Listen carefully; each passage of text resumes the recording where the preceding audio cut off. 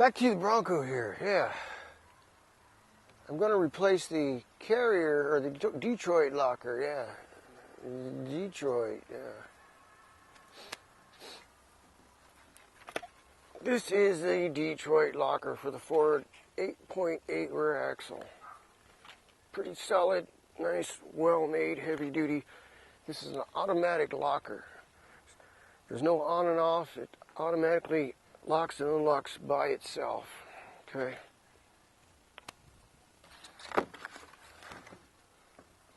The one I have in the Bronco is probably 10 years old. At least 10 years old. And it's always had a little play in the drive shaft.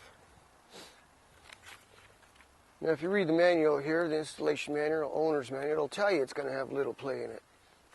But after all these years, it's got a lot of play in it. So I originally paid about $500 for this thing. $580 something. That was 10 years ago. These days they're $200, no, they're $739, yeah.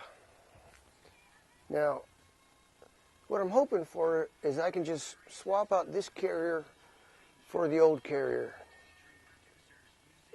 without having to take it to a shop. Because I'm not changing the ring and pinion or nothing, I'm just changing the carrier. I don't know if that's possible without the right tools and stuff, but we'll look at this. This is what it looks like underneath here. And this is the play I've got in the drive shaft, or the axle.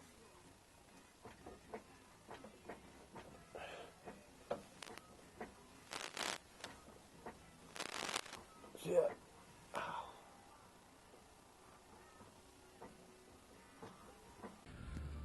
Okay, I hope you can hear me. I'm not using the wireless microphone here. This is just the GoPro built-in microphone.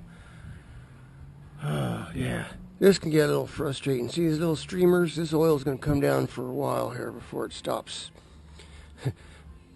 But all it takes is a little breeze and it starts blowing way over here or over there. It really sucks. I'm trying to keep this from becoming a mess, but that's what all this is from. Damn wind starts blowing. So, anyway, I got the bearing caps off. See the bearing cap here, or the bearing. It's over here. I would keep the right side on the right side and the left side on the left side, just in case they go in a certain way. I'm not sure whether they do or not, but I'm going to put them back the same way I took them out. See, like there's little arrows on there? That's the way it's going back in, facing out. Same on the other side. The other one's over there. So keep them separated so I know what's going on. See how the wind starts blowing and going that way? You stupid. Jeez Louise. This bar here, this piece here that goes in the differential there, keeps the axles out. It forces them out, locked into place, and keeps the C-ring or C-clip in its groove. It don't come out. So what you got to do is you got to, once you remove that center pin that was in there, you need to go outside and push the axles in. Now you can see the axle, the end of the axle in there. See that right there? That's the axle. And there's the C-clip right there. Those are the ends the C-clips go on. Here's the C-clip. Got the C-clips out. There's two of them, one for each axle. So then again, this goes in there and keeps those axles apart. Right down the middle, and it keeps the C-clips from popping out. So I got that out, got the bearing caps out. Now I got to pull the axles out.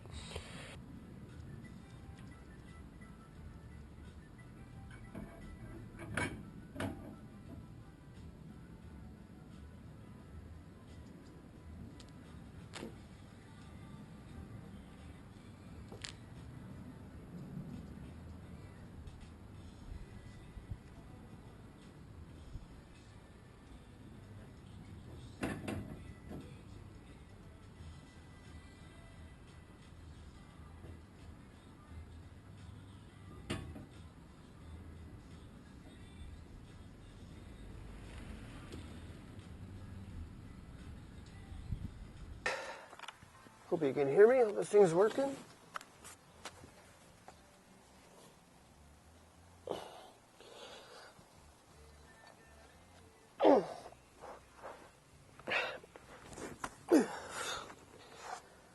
Hi, there it is. Now, I've taken these out before, but this is years ago. I really haven't messed with this in quite a while. I've been taking it to the shop.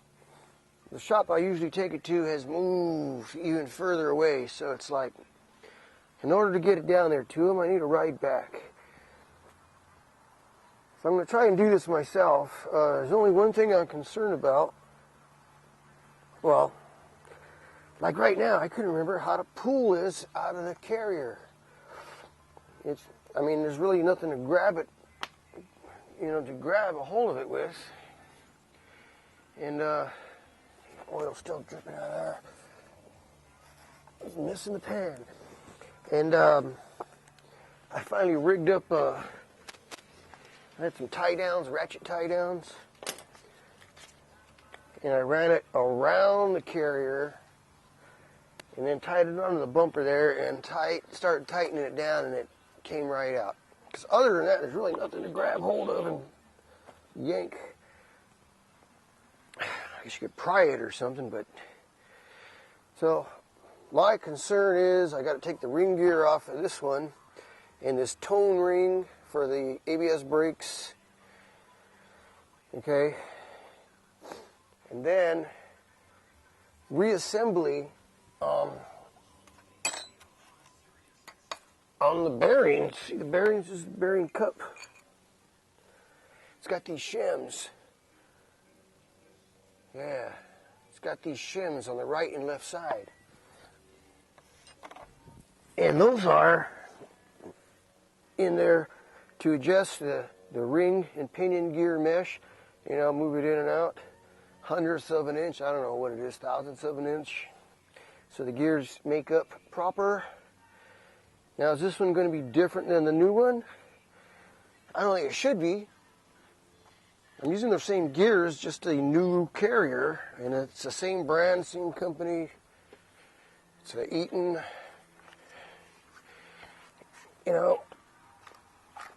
Unless they change something in the years, it looks the same to me.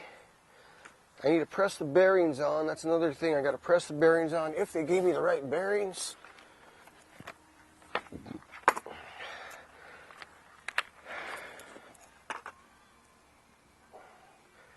These are the Japanese bearings, Koyos. But yeah, these got to be pressed on the ends. See if I got the tools to do that. And sometimes this ring gear is a tight fit. I remember I put one on, I think it was on this truck. And in order to get it to fit on, I was told to put it in the oven for like at 100 or 210 degrees or something like that. Don't quote me, it was a long time ago. Put it in the oven, yeah. Brought it out and it slipped right on. But that's where I'm at now.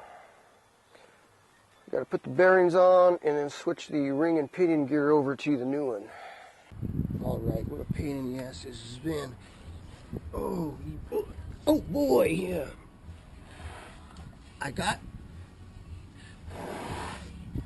been looking around with this thing for at least the last hour. First of all, this whole assembly here is heavy. So you need to get it and push it up in there, but you gotta remember you got your bearings, right? Your bearing, these things want to fall off the bearings, the bearing races.